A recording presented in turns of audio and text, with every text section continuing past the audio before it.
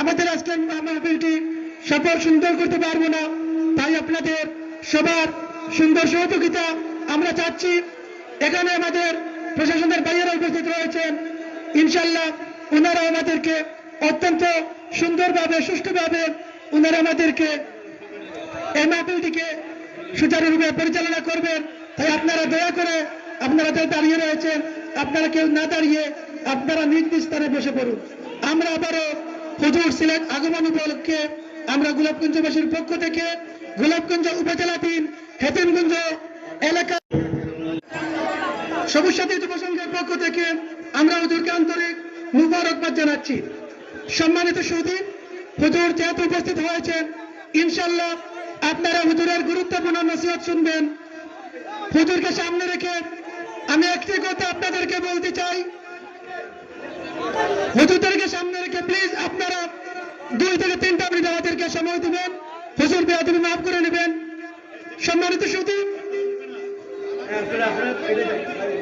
সম্মানিত সুধী, সিলেট জেলাধীন গোলাপগঞ্জ উপজেলা অধীনস্থ হেতিমগঞ্জ কোতোয়ালপুর কোটারপাড়া সবুজ সাথী যুব সংঘ স্থাপিত হয়েছিল আমার শ্রদ্ধাভাজন বড় ভাই মরহুম রুম্মান আহমদের অত্যন্ত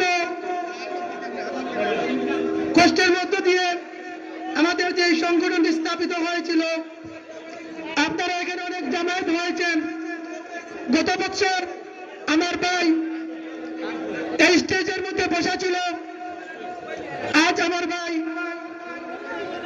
আল্লাহ পাক রব্বুল আলামিনের ডাকে সাড়া দিয়ে আমার ভাই পরলোক ত্যাগ করেন। আমি আপনারা যারা উপস্থিত হয়েছেন, এখানে অনেক লোকের সমাগম ঘটেছে। হুজুর আমাদের মাহফিলে উপস্থিত হয়েছেন। ইনশাআল্লাহ আমার ভাই আজ পরলোক গমন করেছেন, ইন্তেকাল করেছেন। তারই ধারাবাহিকতায় আমাদের সবুজ সাথী যুব সংঘের এক সদস্য ভাই তারই স্মৃতি বিজড়িত একটি ছন্দ লিখেছে। এই ছন্দটি আমি পাঠ করছি। সম্মানিত সুধী, 1/6/2008 ইংরেজি তারিখে সূচনা সবুজ সাথী যুব সংঘের কোতোয়ালপুর কোটারপাড়ার তরুণ সমাজের আইডল রুম্মান আহমদের ডাকে সাড়া দিয়ে কোতোয়ালপুর কোটারপাড়ার তরুণ মেধাবী একজাক নবীনরা। রুম্মান আহমদের ইচ্ছা ছিল ইসলামিক সামাজিক ইত্যাদি কাজে তরুণ নিয়ে পরিশ্রম ও আর্থিক সেবা দিয়ে সাহায্য সহযোগিতা করা। রুম্মান আহমদ ও তরুণদের কাজ দেখে গ্রামের আরো কিছু তরুণ সামিল হয় এই উৎসাহমূলক কাজে। গ্রামের তরুণদের আইডল হয়ে ওঠেন নিজ গ্রামের সংগঠনের আইডল। সেই আইডল হয়ে ওঠার পিছনে রয়েছে অনেক মানুষের শত্রুতা, রয়েছে নিন্দা এবং খারাপ আচরণ। তারপরও তিনি থেমে যাননি। তিনি ছুটতে থাকেন এক নতুন দিগন্তে সবুজ সাথী যুবকে নিয়ে যান মানুষের হৃদয়ে। আজকের মাহফিলের পূর্বে 13টি মাহফিল আপনি কাছ থেকে বা দূর থেকে পাওয়া আদেশ উপদেশের মাধ্যমে আমাদের মাহফিল পরিচালনা করেছি। কিন্তু সবচেয়ে বেশি কষ্ট হচ্ছে 14তম মাহফিলে আজ আমাদের কাছ থেকে আমার শ্রদ্ধেয় বড় ভাই মোহাম্মদ রুম্মান আহমদ, যে সবুজ সাথী প্রতিষ্ঠা করেছিল 2008 সালে 1/6/2008 সালে প্রতিষ্ঠিত হয়েছিল। তাই আমি বক্তব্য বেশি দীর্ঘায়ী করব না। আমি আপনারা যারা উপস্থিত হয়েছেন, আমি আমার ভাইয়ের আত্মার মাগফিরাত কামনা করি। আমি আমার ভাইয়ের রুহের মাগফিরাত আপনাদের সবার কাছে কামনা চাচ্ছি। আমার ভাই যেন পরকালে যেন কালকে আমাদের ময়দানে আমার ভাই যেন আল্লাহ পাক রব্বুল আলামিন আমার ভাইকে বেহেশতের উচ্চ মাকাম দান করে। আপনাদের সবার কাছে আমার একটি অনুরোধ, সর্বোপরি হুজুর এখানে উপস্থিত রয়েছেন, হুজুরের কাছে অনুরোধ, এখানে হাজার হাজার শ্রোতা রয়েছেন। হুজুর হাজার হাজার শ্রোতাকে নিয়ে যদি দোয়া করেন, ইনশাআল্লাহ আমাদের সবুজ সাথীর যে আশা ছিল হয়তো আমাদের মনের আশা পূরণ হতে পারে। আল্লাহ পাক রব্বুল আলামিন আমার ভাই যে সংগঠনটি তৈরি করেছেন, আমার ভাইয়ের সংগঠনটি যেন আমরা ধরে রাখতে পারি। আমরা প্রত্যেক বছর যেন আমরা মাহফিলটি পরিচালনা করতে পারি। আমাদেরকে আপনারা সবাই সাহায্য সহযোগিতা করবেন। আপনাদের প্রত্যেকের সাহায্য সহযোগিতার মধ্য দিয়ে আমাদের এ পর্যন্ত পা করে হেঁটেছি। কিন্তু দুঃখের বিষয় যে দুই একজন মুসলিমে যে দুই একজন নিন্দা করেছেন, তাদের প্রতি আমি তীব্র নিন্দা জানাচ্ছি। তাদের কারণে ইনশাআল্লাহ আমাদের সবুজ সাথী যুব সংঘের কোন সদস্য থেমে যাবে না। আমরা ইনশাআল্লাহ আমাদের যতটুকু আমাদের ইচ্ছা, আমাদের মনের আশা আকাঙ্ক্ষা, আপনাদের কাছে দোয়া প্রত্যাশী। আপনারা দোয়া করবেন। আপনাদের দোয়ার মধ্য দিয়ে আমরা আমাদের মকসুদে মঞ্জিল পর্যন্ত আমরা পৌঁছতে পারি। সম্মানিত সুধী, আমাদের মধ্যে উপস্থিত হয়েছেন আমাদের আজকের মাহফিলের মধ্যমণি, জৈনপুরি সিলসিলার অন্যতম পীর হযরতুল আল্লাম, আন্তর্জাতিক মুফাসসির কুরআন, শাইখুল হাদিস হযরতুল আল্লাম হযরত মাওলানা আল্লামা মুফতি ডক্টর সৈয়দ এনায়েতুল্লাহ আব্বাসী ও সিদ্দিকী পীর সাহেব হুজুর আমাদের মাহফিলে উপস্থিত হয়েছেন। আমরা উপস্থিত মুসল্লিয়ানে কেরাম, উপস্থিত জনসমুদায়ের পক্ষ থেকে হুজুরকে আন্তরিক মুবারকবাদ জানাচ্ছি। সিলেটবাসীর পক্ষ থেকে আন্তরিক মুবারকবাদ জ্ঞাপন করছি। সর্বোপরি আমাদের এলাকা কোতোয়ালপুর কোটারপাড়া বৃহত্তর এলাকা এবং সবুজ সাথী, বিশেষ করে সবুজ সাথী যুব সংঘের পক্ষ থেকে হুজুরকে আমরা আন্তরিক মুবারকবাদ জানাচ্ছি।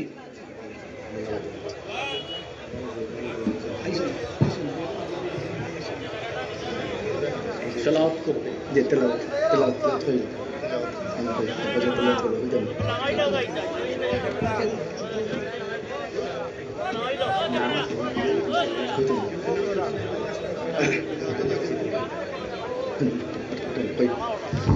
সম্মানিত সুধী, এ পর্যায়ে পবিত্র কালামে পাক থেকে তিলাওয়াত করবেন আন্তর্জাতিক কারি মৌলানা সৈয়দ উবাইদুল্লাহ আব্বাসী ও সিদ্দিকী পীরজাদা জৈনপুর দরবার শরীফ। হুজুরকে পবিত্র কালামে পাক থেকে তিলাওয়াত করার জন্য আমি মাহফিল পরিচালনা কমিটির পক্ষ থেকে সবিনয়ভাবে অনুরোধ করছি।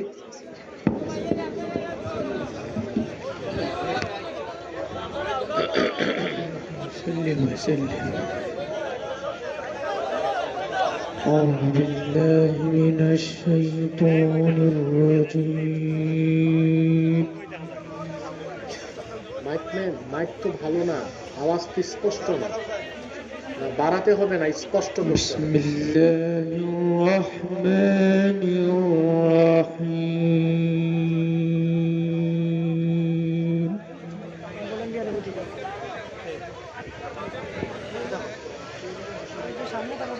إن الذين كفروا ينادون لمقت الله أكبر من مقتكم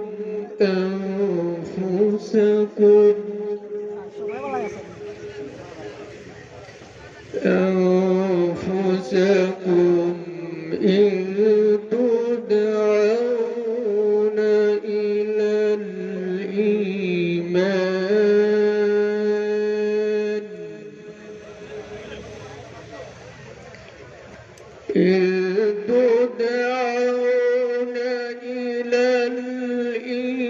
الإيمان فتكفرون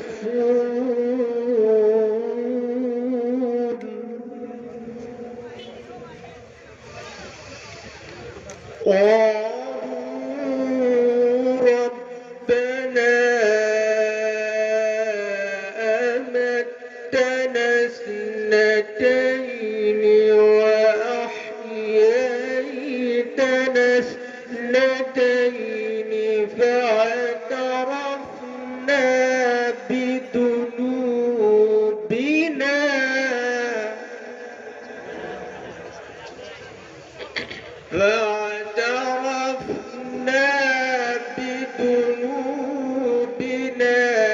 فهل إلى خروج من سبيل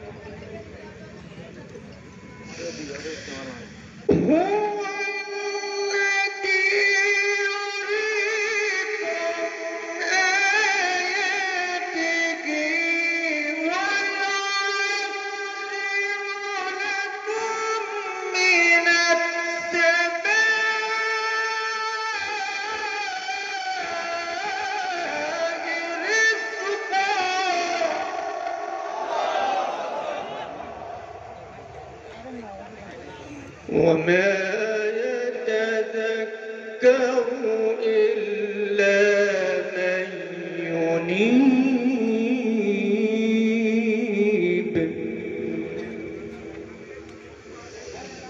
فادعوا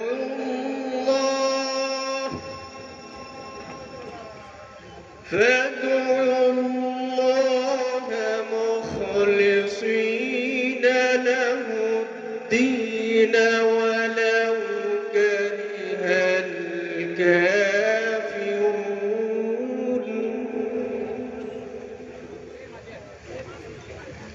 ولو كره الكافرون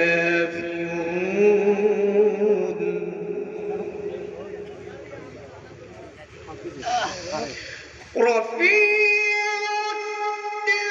الدرجات ذو العرش يلقي الروح من أمره على من يشاء من عباده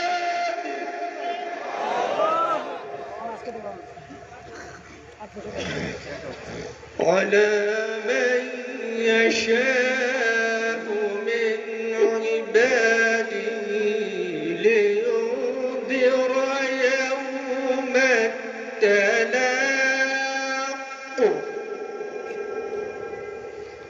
يوم هم بارزون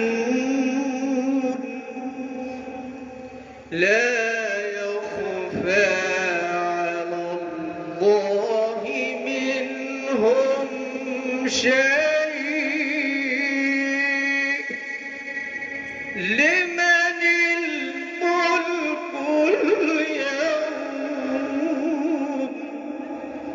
لله الواحد القهار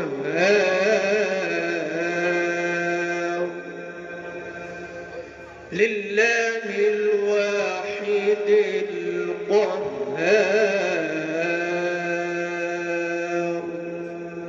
اليوم تجزى كل نفس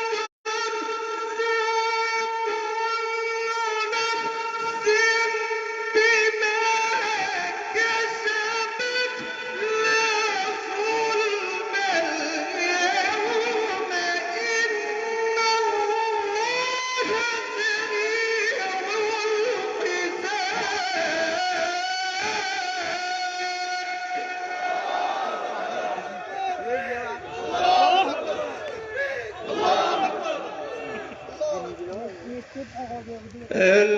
اليوم تجزى كل نفس بما كسبت لا ظلم اليوم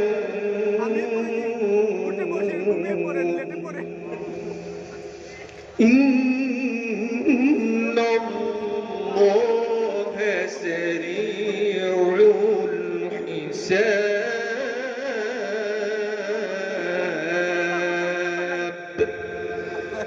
صدق الله العظيم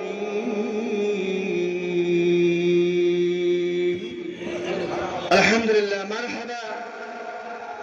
আমরা এতক্ষণ যাবৎ অত্যন্ত হৃদয় আন্দোলিত করা কণ্ঠের মাধ্যমে আন্তর্জাতিক কারি মাওলানা সৈয়দ ওবায়দুল্লাহ আব্বাসী সিদ্দিকী পীরজাদা জনপুর দরবার শরীফের কাছ থেকে তেলাওয়াত শুনছিলাম। সম্মানিত সুধী, এ পর্যায়ে আজকের এই মাহফিলের সম্মানিত মধ্যমণি আন্তর্জাতিক খ্যাতিসম্পন্ন মুফাসসিরে কোরআন হযরত আল্লামা ডক্টর সৈয়দ মুফতি এনায়েতুল্লাহ আব্বাসী সিদ্দিকী পীর সাহেব হুজুরকে যুবসাথী যুব সবুজ সাথী যুব সংঘের সদস্যরা একটি স্মারকনামা প্রদান করছেন। হুজুরকে স্মারকনামা গ্রহণ করার জন্য বিনীতভাবে অনুরোধ করছি। আমি ওখানে লই ভাই আমি তো কোন তুই দাও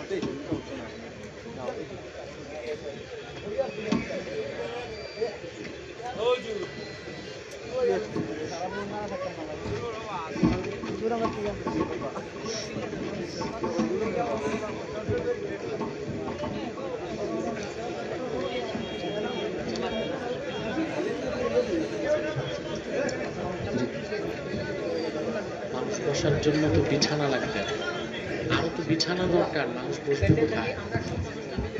প্যান্ডেল আরো বাড়ানো দরকার ছিল। মাইক অ্যাক্টিভ করো। সাউন্ড তো নেই।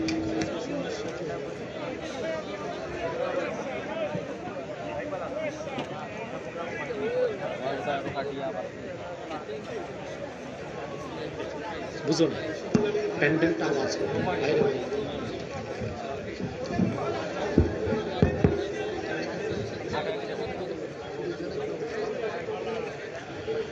إن الحمد لله نحمده ونستعينه ونستغفره ونعوذ بالله من شرور أنفسنا ومن سيئات أعمالنا.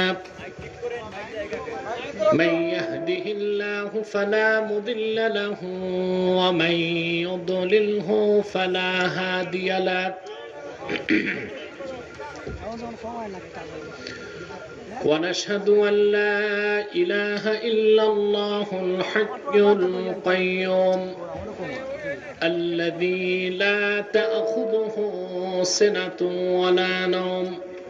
ونشهد أن سيدنا وحبيبنا ومولانا محمدا عبد الله ورسوله صلى الله عليه وعلى آله وصحبه وسلم، الذي أكمل الله به قصر النبوة، أي ختم الله به النبوة وحكم لا نبي بعده، وأعلن في القرآن بالبرهان أن محمدا صلى الله عليه وسلم خاتم النبيين والمرسلين،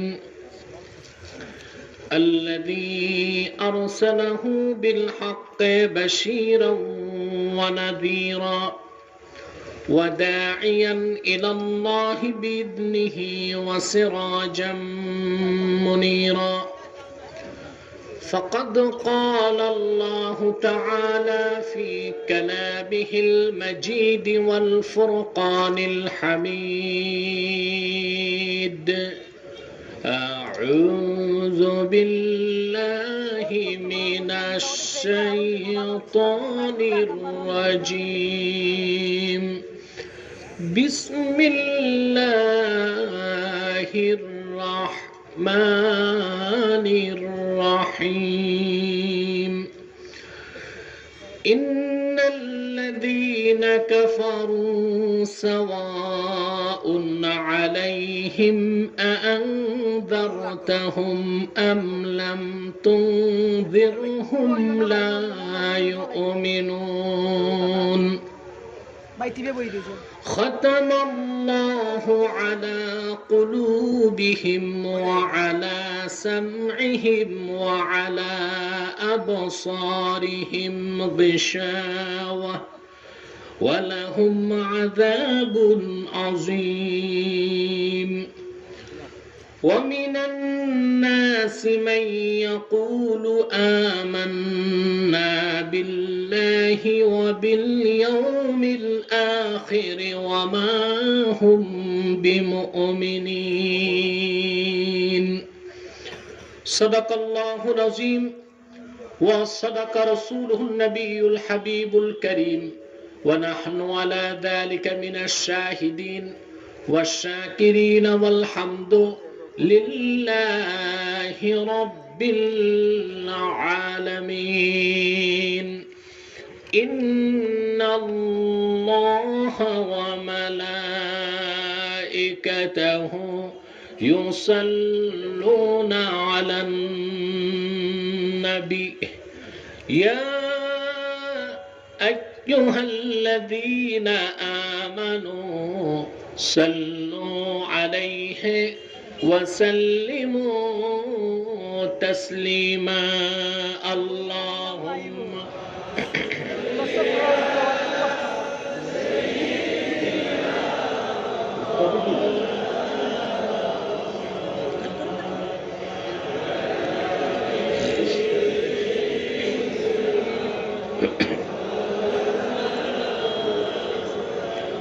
اللهم صل على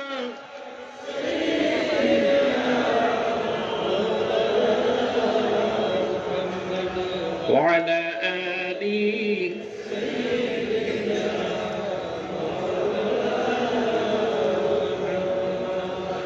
मेरा दिल तड़प रहा है मेरा जल रहा है सीना ये दवा वही मिलेगी मुझे ले चलो मदीना अल्लाह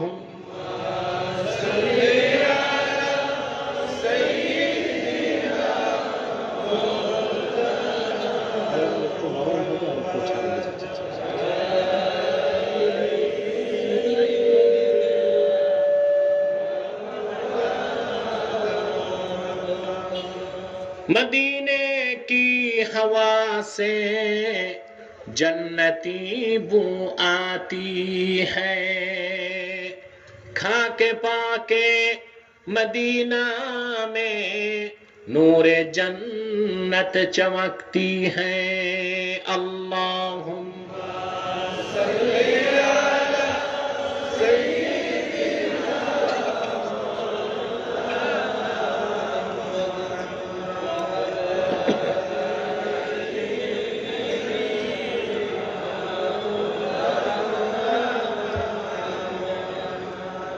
मुहम्मदुन रसूलुल्लाह सल्लल्लाहु अलैहि वसल्लम खतमल्लाहु बिहिन नबुव्वा व हकमन ला नबिय्य बअदहु बलगल उला बिकमालिही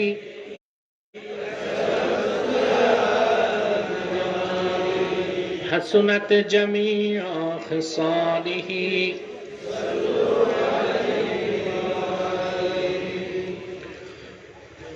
সবুজ সাথী যুব সংঘের উদ্যোগে আয়োজিত আজকের এই ইসালে সওয়াব মাহফিল ও 14তম বার্ষিক সুন্নি মহাসম্মেলনের সম্মানিত সভাপতি আলহাজ ইমাদউদ্দিন সাহাব বারাকাল্লাহু ফি উমরিহি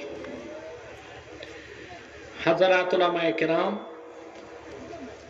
আমার প্রাণাধিক প্রিয় তুলাবায়ে এজাম বিভিন্ন প্রান্ত থেকে আগত দিনদার ইমানদার মুসলমান ভাই ও বন্ধুগণ উপস্থিত প্রশাসনের দায়িত্বে রত পুলিশ ভাইরা বিভিন্ন মিডিয়া কর্মী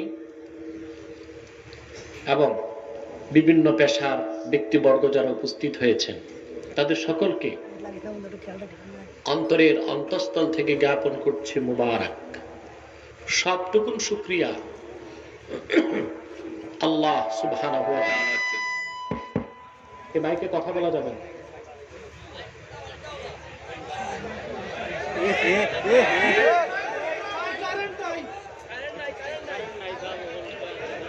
মাইক ম্যানকে আমি বলেছি বাইরে সব সাউন্ড বন্ধ করে প্যান্ডেলটা কাভার দিয়ে দাও, বাইরে কোনো মাইক লাগবে না, যারা আছে তাদেরকে ভালো করে শুনতে দাও। সবটুকুন শুকরিয়া আল্লাহ সুবহানাহু ওয়া তাআলার জন্য, যিনি আজকের এই মুতাবাররাক মাহফিলে আমাদেরকে আসার অবসর তৌফিক দয়া করে ভিক্ষা দান করেছেন। সেজন্য আসুন আমরা সকলে একবার অবনত চিত্তে হৃদয়ের আবেগ অনুভূতি উজাড় করে সমবেত কণ্ঠে বলি আলহামদুলিল্লাহ। অগণিত অসংখ্য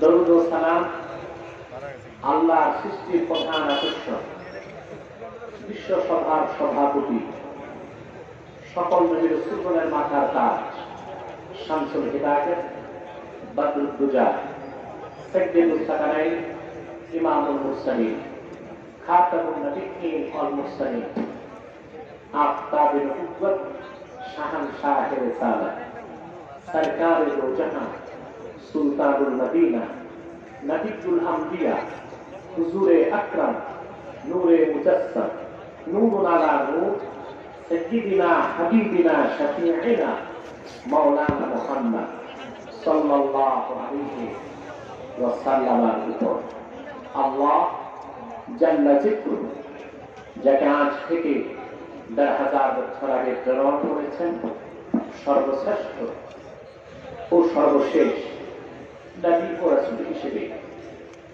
যার পরে আজ পর্যন্ত পৃথিবীতে অবশ্যই কোন প্রকার নবী কিংবা রাসূল অবশ্যই আসে নাই, অবশ্যই এখনো নাই, অবশ্যই কিয়ামত পর্যন্ত আসবে না।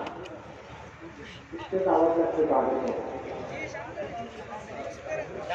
হচ্ছে না ওখানে, কারণ কোথায় গেছিল যে এখন আসছে? সে যাই হোক, আমার কথা বলে দিয়ে প্রয়োজন। প্রিয় ভাই বন্ধুগণ, আমরা এসেছি শুধুমাত্র আল্লাহর মহব্বতে, তার হাবিবের মহব্বতে। আমি দুঃখিত,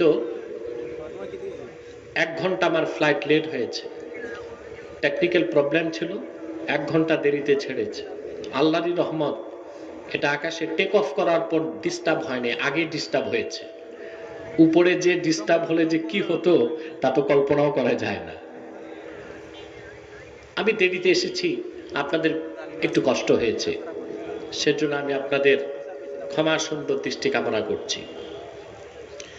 আপনার অনেক ভালো ভালো কথা শুনেছেন সন্ধ্যা থেকে, ঠিক কিনা?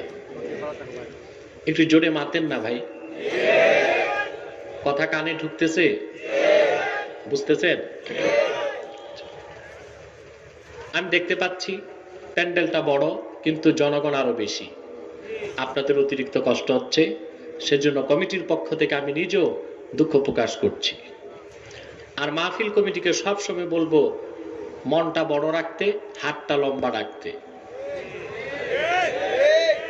আল্লাহ বরকত আরো বাড়িয়ে দিবেন, ঠিক কিনা?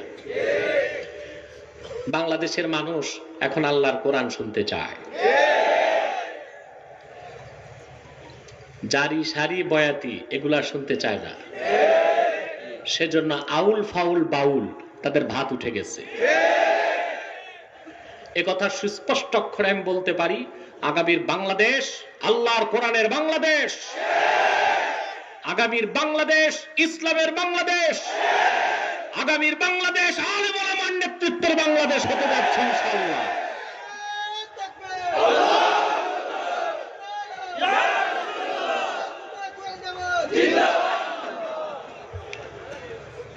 প্রিয় ভাই বন্ধুগণ,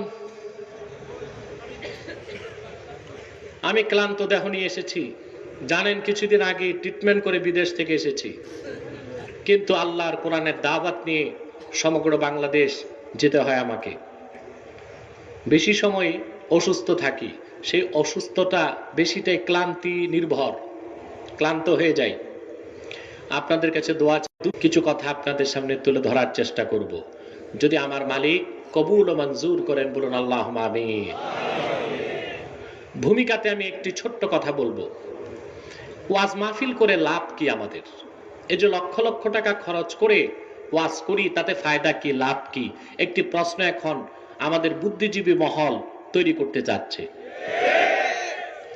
বিভিন্ন লাইভ শোতে, টক শোতে, বিভিন্ন প্রোগ্রামে এ কথাটি উঠতেছে, করোনার মধ্যেও এই বড় বড় মাহফিলগুলো কেন হচ্ছে? এই প্রশ্নটি আপনাদের মনে আসতে পারে, ঠিক কিনা? কেন করি আমরা মাহফিল? তার একটাই কারণ, কোরআনের মাহফিল যত বেশি হয়, ব্যক্তি কল্যাণ, সমাজ কল্যাণ, রাষ্ট্রের কল্যাণ তত বাড়ে। ঠিক কিনা? ব্যক্তির কল্যাণ হলো, মানুষ যখন কোরআন কারীম শুনতে বসে তো তার ঈমান বাড়তে থাকে। এই যে আপনারা বসে আছেন, ঈমান বাড়তেছে। এটা আমার কথা নয়, সহিহ আল বুখারীতে, ইমামে বুখারী কিতাবুল ঈমানের মধ্যে রাসূলুল্লাহ জলিলুল কদর সাহাবী হযরত মুআজ বিন জাবালের কথা তুলে ধরেছেন। মুআজ বিন জাবাল রাদিয়াল্লাহু তাআলা আনহু তার ছাত্র আসওয়াদ বিন হেলালকে ডেকে একদিন বললেন, ইজলিস বিনা নুমিন সাআতান, আসো আমরা একটু বসি, কোরআন হাদিস শুনি এবং শোনাই, আর পাশাপাশি ঈমানটাকে বাড়াই। মুআজ বিন জাবাল রাদিয়াল্লাহু তাআলা আনহুর বক্তব্য থেকে বোঝা যায়, মানুষ যখন কোরআন হাদিস শোনে এবং শোনায়, যতক্ষণ বসে ঈমান বাড়ে। একটু জোরে বলবেন না সুবহানাল্লাহ? তাহলে মাহফিল হলে লাভ কি? প্রথম লাভ কি? জোরে বলতে হবে। আর ঈমানের চেয়ে বড় শ্রেষ্ঠ কোন দৌলত বা নেয়ামত আর হতে পারে না। সুবহানাল্লাহ বলেন। এটা ব্যক্তির কল্যাণ। মাহফিল যত হয় ব্যক্তির কল্যাণ বাড়ে। দুই হলো সমাজ কল্যাণ বাড়ে। পরিবার তার বৃহৎ রূপ হচ্ছে সমাজ। সমাজের ওয়ালাউ আন্না আহলাল কুরা আমানু ওয়াত্তাকাউ লাফাতাহনা বারাকাতিম মিনাস সামাই ওয়াল আরদ। যদি জনপদ সমূহের মানুষগুলো আল্লাহর উপর ঈমান আনয়ন করত এবং ওয়াত্তাকাও, তওবা করত, আল্লাহ পাক বলেন আমি আকাশ ও জমিনের সমস্ত বরকতের দরজাগুলো তাদের জন্য খুলে দিতাম। মাহফিলে আসলে ঈমান বাড়ে আর মুনাজাতে হয় তওবা। যেই জনপদে, যেই দেশে ঈমান আর তওবার চর্চা হয়, সে দেশে আকাশ ও জমিনের বরকতের দরজা আল্লাহ খুলে দিতে থাকেন। বলেন সুবহানাল্লাহ। তো মাহফিল যত হবে রাষ্ট্রে বরকত তত। সুবহানাল্লাহ বলবেন না? আর বরকত পাচ্ছেন কিনা? ইউরোপে প্রতিদিন, ব্রিটেনে 1600 থেকে 1700 মানুষ মারা যাচ্ছে করোনায়। আমেরিকাতে গড়ে প্রতিদিন মরে যাচ্ছে 4000 করে মানুষ। কিন্তু বাংলাদেশে এখন পর্যন্ত একটি বছর পার হয়ে যাচ্ছে 10,000 মানুষও মরে নাই। কেন? প্রশাসন। আপনারা চিন্তা করেছেন?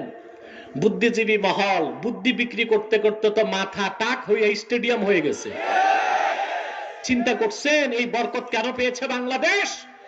আমি বলে থাকি, আরব বিশ্বকে বাদ দিলে বাংলাদেশে যত মসজিদ আছে পৃথিবীর কোথাও এত মসজিদ নাই, এত মাদ্রাসা নেই, এত মাহফিল হয় না।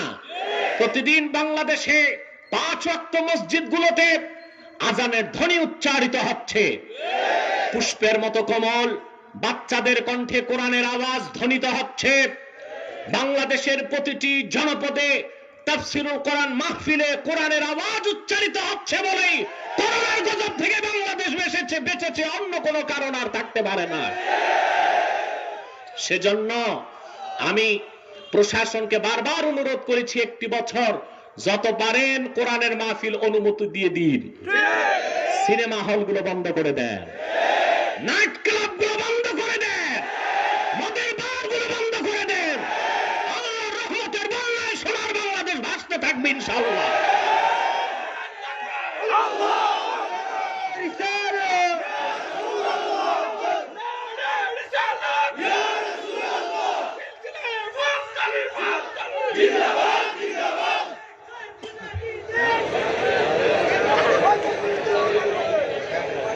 প্রিয় ভাই সব,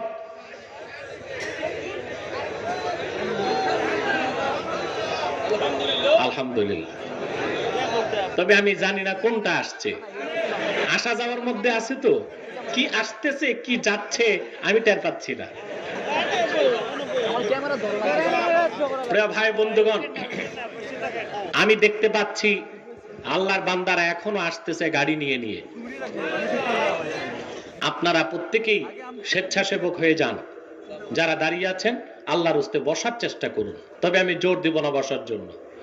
আর আপনাদেরকে তারা পর্যাপ্ত বিছানাও দিতে পারবে না মনে হয় আমার। মাটির মানুষ, বিনয়ের সাথে মাটিতে বসে যান, আল্লাহ তাআলা গুনাহগুলো মাফ করে দিবেন। প্রিয় ভাই বন্ধুগণ, তাহলে কোরআনের মাহফিল হলে লাভ কার? ব্যক্তির কল্যাণ, সমাজ কল্যাণ, রাষ্ট্রের কল্যাণ। আলহামদুলিল্লাহ। আমি ধন্যবাদ জানাই থানা ভারপ্রাপ্ত কর্মকর্তাকে, ওনার সহযোগীদেরকে, যারা মাহফিলটি করার জন্য আইনি সহায়তা করেছে। আলহামদুলিল্লাহ। এর মাধ্যমে তারা আল্লাহর কোরআনের পক্ষে অবস্থান নিয়েছেন। হতে পারে এটা তাদের নাজাতের জারিয়া হয়ে যাবে কাল কিয়ামতে। আল্লাহ কবুল করুক, মঞ্জুর করুক, বলুন আল্লাহুম্মা আমিন। পিছন থেকে কেউ অন্যের মাথা মারিয়ে আসবেন না সামনে, যে যেখানে আছেন পিছনেই বসে যান। প্রিয় ভাই বন্ধুগণ, ভূমিকাতে আমার দ্বিতীয় কথা, আমরা যারা এসেছি আসার পেছনে পার্থিব জাগতিক কোনো স্বার্থ নেই, শুধুই এসেছি আল্লাহ তার রসুলের রেজামন্দির জন্য, ঠিক কিনা? এতে আমরা খুশি না বেজার? বেজার আছে একজন, শয়তান। শয়তান বেজার। শয়তানের সব চেষ্টা ব্যর্থ হয়েছে, এখন একটি চেষ্টা বাকি আছে, মুনাজাতের আগে উঠানো যায় কিনা। আমরা তো কিছুক্ষণ পরই সম্মিলিত মুনাজাত করব ইনশাআল্লাহ। শয়তান যেন আমাদের কাছে বিজয়ী না হয়, আমরা নেক নিয়ত করে শয়তানের নাপাক গালে একটা চপেটা ঘাত করতে চাই। আমরা নিয়ত করছি কিছুক্ষণ পরই আজকের মুনাজাত করে গুনাহ মাফ করে নিষ্পাপ বেহেশতি আল্লাহওয়ালা হয়ে বাড়ি যেতে চাই। কারা কারা হাত তুলে আল্লাহ তাআলাকে দেখান।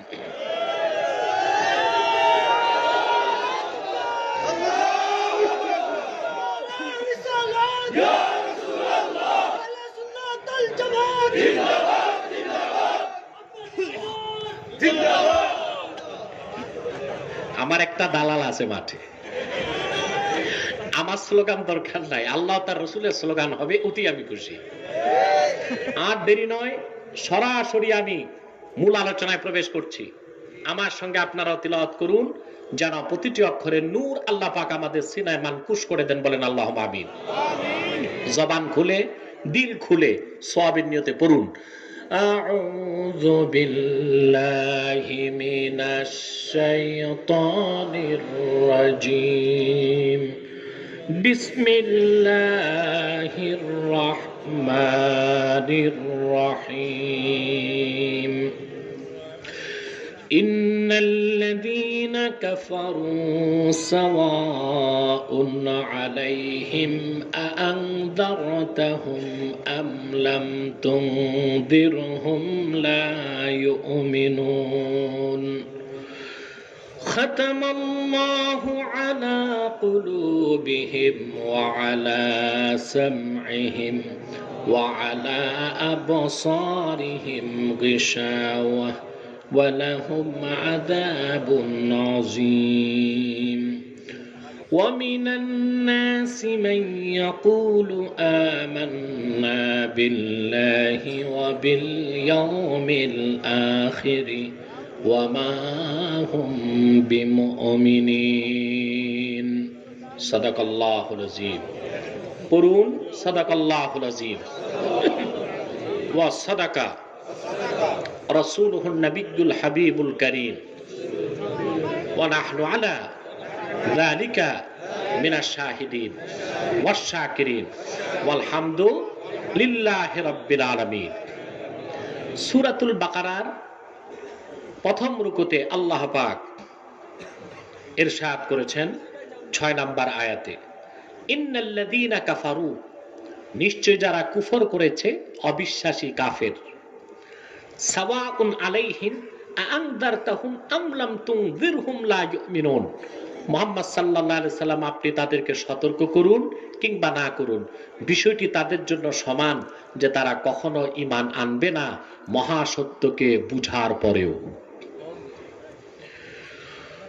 খাতামাল্লাহু আলা কুলুবিহিম ওয়া আলা সামঈহিম, আল্লাহ রাব্বুল আলামিন তাদের অন্তরসমূহের মধ্যে এবং তাদের কর্ণসমূহের মধ্যে খতম মেরে দিয়েছেন, সিল মেরে দিয়েছেন। তাদের অন্তর সত্যকে গ্রহণ করবে না, কান সত্যকে শুনবে না। ওয়া আলা আবসারিহিম গিশাওয়া, আর তাদের দৃষ্টির সামনে চিন্তা দৃষ্টির সামনে, তাদের চোখের সামনে পর্দা টেনে দিয়েছেন যেন সত্যকে তারা দেখতে না পায়।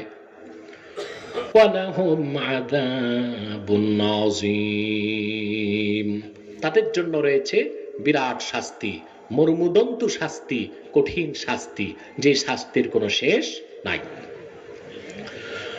ومن الناس من يقول آمنا بالله وباليوم الآخر وما هم بمؤمنين। মানুষের মধ্যে এমন কিছু হতভাগা, পোড়া কপাল, ভাগ্য বিপন্ন আছে যারা স্বীকৃতি দেয় যে আমরা ঈমান এনেছি আল্লাহর উপর, আমরা ঈমান এনেছি আখিরাতের উপর। আল্লাহ পাক বলেন আমি ফতোয়া দিচ্ছি, এই কথা বলার পরেও তারা মুমিন নয়, তারা মুসলমান নয়। আল্লাহ পাক পৃথিবীর সমস্ত মানুষকে তিনটা শ্রেণীতে ভাগ করেছেন। কয়টি? জোরে বলেন। মুমিন, মুনাফিক, কাফের।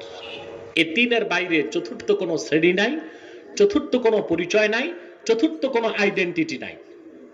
পৃথিবীর যে কোনো মানুষ, যে কোনো বংশের, গোত্রের, শ্বেতাঙ্গ হোক কৃষ্ণাঙ্গ হোক, যে কোনো ধর্মের গোত্রের মানুষ এই তিনটি শ্রেণীর একটিতে তাকে থাকতে হবে।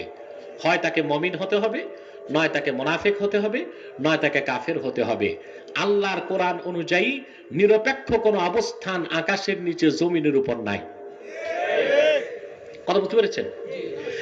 মুমিনের নামে সেজন্য কোরআনে সূরা এসেছে সূরা আল মুমিনুন, মুনাফিকের নামে সূরা এসেছে সূরা আল মুনাফিকুন, কাফেরের নামে সূরা এসেছে সূরা আল কাফিরুন। এই তিনের বাইরে চতুর্থ কোনো পরিচয় জোরে বলেন নাই। বলবেন মুশরিক কোথায়? মুশরিক আছে না? একটা সূরা থাকার দরকার ছিল না? মুশরিকুন, কথা বলেন। মুশরিক কাফেরের অন্তর্ভুক্ত। আল্লাহ পাক বলেছেন, আল্লাহ রাব্বুল আলামিন বলেন لم يكن الذين كفروا من أهل الكتاب والمشركين منفكين حتى تأتيهم البينة رسول من الله। আল্লাহ পাক বলেছেন আহলে কিতাব দের মধ্য থেকে আর মুশরিকদের মধ্য থেকে যারা কুফর করেছে, তার মানে মুশরিকরাও কাফেরের অন্তর্ভুক্ত। শিরক মহা অপরাধ, কিন্তু একটা কুফরি। শিরক কি? কুফরি। এই জন্য মুশরিক আছে কাফেরের ভিতরে, স্বতন্ত্রভাবে আল্লাহ পাক মুশরিকের নামে কোনো সূরা নাজিল করেন নাই। কথা বুঝতে পেরেছেন? কয়টা শ্রেণী? তিনটি, মুমিন, মুনাফিক, কাফের। আমার ভাইয়েরা, আল্লাহ রাব্বুল আলামিন সূরা বাকারার প্রথম রুকুতে প্রথমেই আলোচনা করেছেন মুমিনের কথা। সুবহানাল্লাহ বলবেন না? সূরা বাকারার প্রথম আয়াত থেকে 20 আয়াত পর্যন্ত আল্লাহ পাক প্রথম রুকুতে এই তিন শ্রেণীর আলোচনা করেছেন। সুবহানাল্লাহ বলেন। অর্থাৎ আল্লাহ সূরা বাকারার শুরুতেই বুঝাই দিলেন কোরআন শুধু মুমিনের জন্য নয়, শুধু মুনাফিকের জন্য নয়, শুধু কাফেরের জন্য নয়, পৃথিবীর সকল মানুষের জন্য হেদায়েতের বাণী আল কোরআন। এই জন্য প্রথমেই তিনি আলোচনা করেছেন মুমিনের কথা। কার কথা? তারপর আলোচনা করেছেন কাফেরের কথা, তারপর আলোচনা করেছেন মুনাফিকের কথা। কার কথা? এই তিনটি ভাগ তিনি করে দিয়েছেন সূরা বাকারার প্রথম রুকুতে 20 আয়াতের মধ্যে। সুবহানাল্লাহ। আওয়াজটা একটু চিকন হবে, ভারী হয়ে গেছে, আর একটু স্পষ্ট হবে। আমি কি করব? গলা তো ক্লিয়ার আছে, সমস্যা তো মাইকে। আপনার মোটামুটি বুঝতেছেন তো ভাই? ধৈর্য আছে তো? আর বিষয়টা বুঝতেছেন? মানুষ কয় শ্রেণী? জোরে। মুমিন, মুনাফিক, কাফের। মুমিন, মুনাফিক, কাফের। আল্লাহ সূরা বাকারার প্রথম রুকুতেই 20 আয়াতের মধ্যে তিনটা শ্রেণীর আলোচনা করে দিয়েছেন, তারপর ব্যাপক ব্যাখ্যা করেছেন সামনে। আল্লাহ পাক প্রথম আলোচনা করেছেন মুমিনের, মুমিনগণের ব্যাপারে আল্লাহ পাক বলেন বিপরীত হলো কুফর। আল্লাহ কাফেরদের ব্যাপারে প্রথম আয়াতটাই এটা বলেছেন কোরআনে, ইন্নাল্লাযীনা কাফারু, নিশ্চয়ই যারা কুফর করেছে, অবিশ্বাসী, সাওয়াউন আলাইহিম আআনযারতাহুম আম লাম তুনযিরহুম লা ইউমিনুন। মুহাম্মদ সাল্লাল্লাহু আলাইহি ওয়াসাল্লাম আপনি তাদেরকে সতর্ক করুন কিংবা না করুন, তারা ঈমান আনবে না, বিশ্বাস স্থাপন করবে না। আমি আজকে ব্যাখ্যায় কুফর সম্পর্কে কিছু কথা বলবো, কারণ আমরা কথায় কথায় এখন কুফর করে ফেলি, ঈমানকে নষ্ট করে ফেলি। আমাদের বুঝতে হবে সর্বাবস্থায় আমরা গুনাহ করব, অন্যায় করব, তওবা করব, কিন্তু কুফর এবং শিরক থেকে আমাদের বেঁচে থাকতে হবে, ঠিক কিনা? দেখুন ভাই, একটি কথা ভালো করে মনে রাখবেন, কুফর হলো জিদ্দুল ঈমান। সবগুলো হাদিসের সব ব্যাখ্যা গ্রন্থে এসেছে ইন্নাল কুফরা জিদ্দুল ঈমান। কুফর হলো ঈমান। নিয়ামত থাকবে সেখানে কুফর স্থান লাভ করতে পারে না, কিন্তু কারো দ্বারা যদি কুফর হয়ে যায়, ঈমানের দৌলত আল্লাহ ছিনিয়ে নেন, সেখানে ঈমান থাকতে পারে না। কারণ ঈমান হলো আল্লাহর থেকে আসা একটা নূর, আর কুফর হলো শয়তানের একটা জুলুমাত বন্ধকার। সেই ঈমানের সঙ্গে কোনোদিন কুফর একসঙ্গে অন্তরে স্থান পেতে পারে না। মানুষ যখন কুফর করে তখন সে কি হয়, জোরে বলতে হবে। আমাদের দেশে এখন ফতোয়া হয়, অনেকে দিচ্ছে যে কুফর করলেও কাফের বলা যাবে না, বলে না? না, কোন ব্যক্তি যদি কুফর করে, কুফরটা যদি কুফর বাওয়াহা হয়, সুস্পষ্ট কুফর, তাহলে কোরআন সুন্নাহ এবং ইজমায়ে সাহাবা অনুযায়ী তার ক্ষেত্রে আমাদের বক্তব্য যে লোকটি কাফের হয়ে গেছে। কি হয়ে গেছে? বা সে কাফের। এটাই কোরআনের মত, সুন্নাহর মত, এটাই ইজমায়ে সাহাবা এবং ইজমায়ে উম্মত। এর বিপরীতে কোন একজন ইমাম, একজন মুজতাহিদ, একজন মুফতির কোন তাফাররুদাত, কোন খণ্ডিত বক্তব্য আমাদের কাছে দলিল হতে পারে না। এই কুফর হচ্ছে চার প্রকার। প্রথম হচ্ছে কুফর অর্থ কি? কুফরুন শব্দের অর্থ হচ্ছে গোপন করা। কি করা? যেটা বলে কাফারা ইয়াকফুরু, কুফরুন শব্দের একটি অর্থ ঢেকে দেওয়া। কি করা? এই জন্য আরবিতে জাররা, কৃষককে বলা হয় কাফের শাব্দিক অর্থে, কারণ কৃষক বীজকে মাটিতে গোপন করে। কি বলা হয়? কাফের।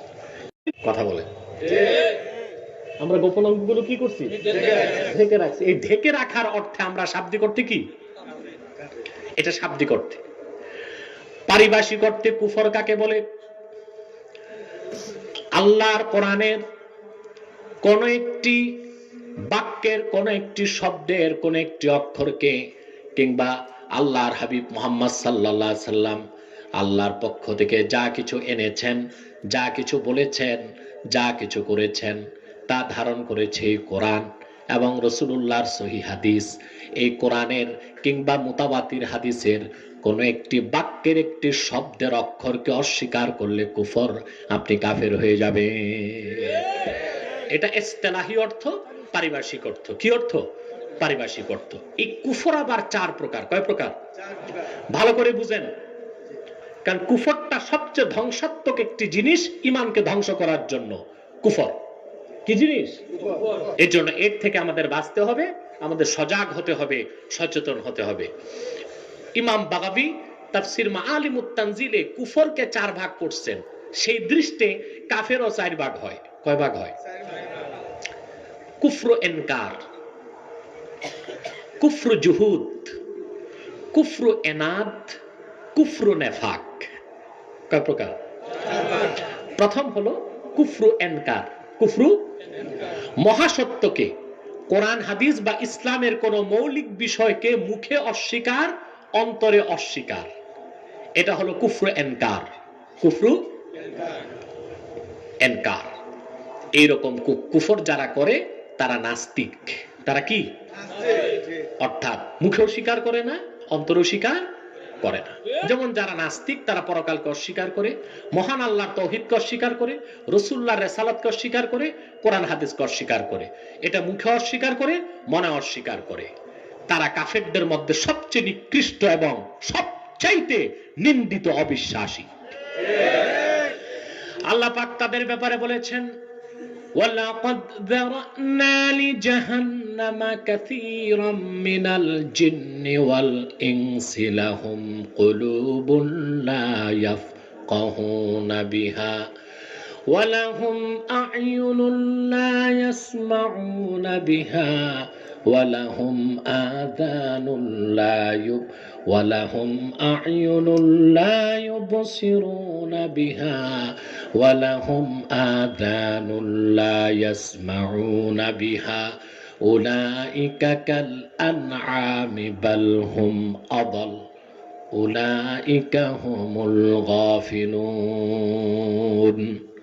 আল্লাহ পাক নাস্তিকদের কথা তুলে ধরেছেন সূরা আলে ইমরান 181 নম্বর আয়াতে।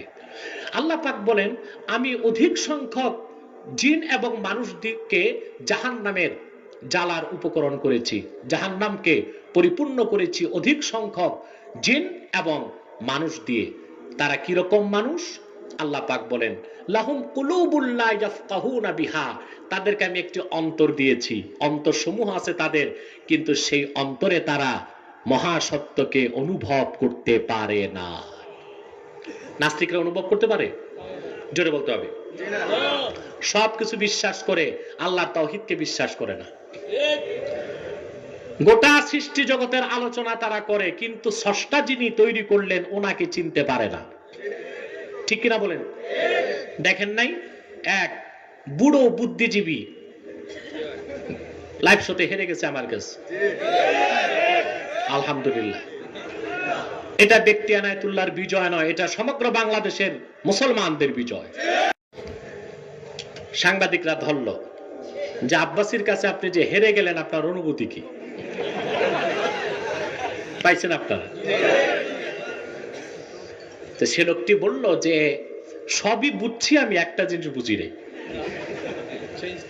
হ্যাঁ, রাসূলুল্লাহর স্ত্রীগণ আমাদের আম্মা জান, আমি তাকে কোরআন থেকে বুঝালাম, এইটা তিনি বুঝেন না, মেনে নিছেন, মানেন না।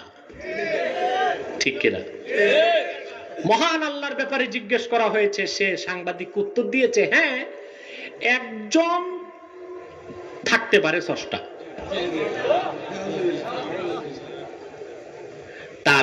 তার মানে হচ্ছে বুদ্ধি দিয়া সত্যকে অনুভব করা যায় না, সত্যকে বুঝতে এলেম লাগে, জ্ঞান।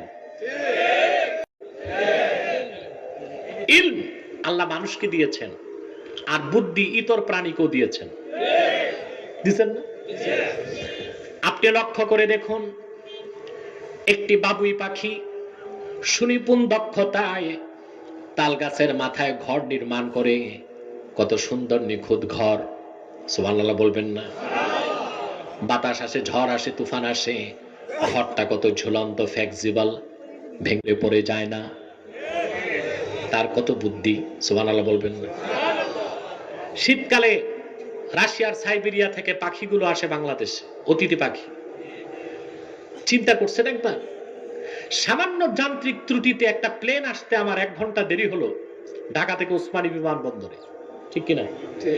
আওয়াজটা ধরে রাখতেছে, সফট করে দাও আওয়াজ, ডবল হবে না, ইকো টিকো বন্ধ করে শুধু আওয়াজ রাখো, ইকো বন্ধ বলে দাও।